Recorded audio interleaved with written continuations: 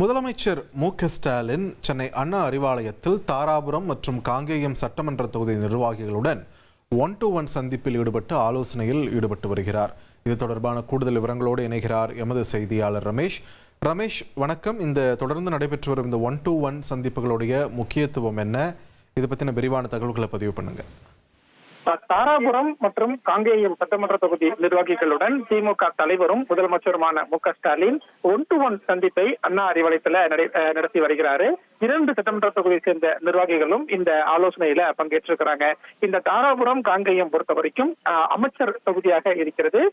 அமைச்சர் இருக்கக்கூடிய தொகுதியில தற்போதைய கள நிலவரம் எப்படி இருக்கு அப்படின்னு திமுக நிர்வாகிகளுடன் முதலமைச்சர் கருத்துக்களை கேட்டு வராரு. ஏற்கனவே 105 தொகுதி சட்டமன்ற நிர்வாகிகளை இதுவரை முதலமைச்சர் சந்தித்திருக்கிறார். ஒவ்வொரு தொகுதியிலையுமே திமுகவுக்கான சாதகம் பாதகம் என்ன, திமுகவின் பலம் எப்படி இருக்கிறது அப்படின்லாம் கேட்டறிந்து அதற்கு ஏற்ற மாதிரி 2026 சட்டமன்ற தேர்தலில் வேட்பாளர்களை தேர்வு செய்வது, தேர்தல் பணிகளை ஆற்றுவது போன்று பல்வேறு வியூகங்களை வகுப்பதற்கு திமுக திட்டமிட்டிருக்கிறது. அதற்கான ஒரு 1-to-1 சந்திப்பை தான் திமுக தலைவர் மு.க.ஸ்டாலின் இப்போது அண்ணா அறிவாலயத்தில் நடத்திட்டு வராரு. நன்றி ரமேஷ், உங்களுடைய விரிவான தகவல்களுக்கு.